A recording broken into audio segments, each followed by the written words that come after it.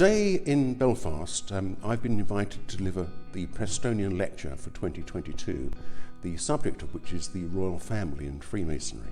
Back last year, I was invited by the Grand Lodge of England to consider being the Prestonian Lecturer for this year. The Prestonian Lecturer is appointed annually by the United Grand Lodge of England. It's the only formal lectureship, and the person appointed as the lecturer chooses a topic on which he delivers a lecture, usually formally on 3 occasions and informally perhaps on a dozen or 20 more occasions, on a subject of his choice. And the choice of the lecture that I made for this year was the Royal Family and Freemasonry, because it's the 70th anniversary of the accession to the throne of Queen Elizabeth II, who is the principal patron of the Royal Charities, and there are also some other important Masonic anniversaries this year. I had no idea of the extent of the Royal Family's connection with Freemasonry in England and indeed in Scotland and Ireland. Over the course of the period since 1737, there have been about 36 members of the British Royal Family who have been Freemasons, which astounded me. I had no idea there were as many as that.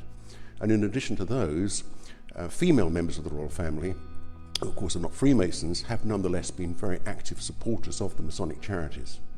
Well, behind me is Albert Edward, Prince of Wales, and he was Grand Master of the United Grand Lodge of England from the 1870s until he ascended the throne as King Edward VII in 1901 on the death of his mother, Queen Victoria.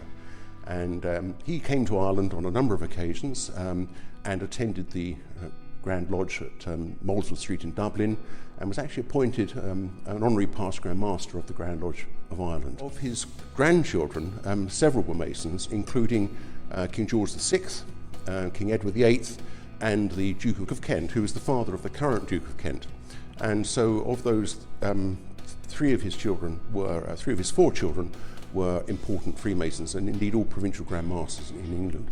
And of those, King Edward VIII, when he was the Prince of Wales, actually became an honorary senior Grand Warden of the Grand Lodge of Ireland. Until recently, there were 3 members of the Royal Family who were Freemasons. The one who most recently passed away was His late Royal Highness, the Duke of Edinburgh, Prince Philip. He was a member of the Navy Lodge.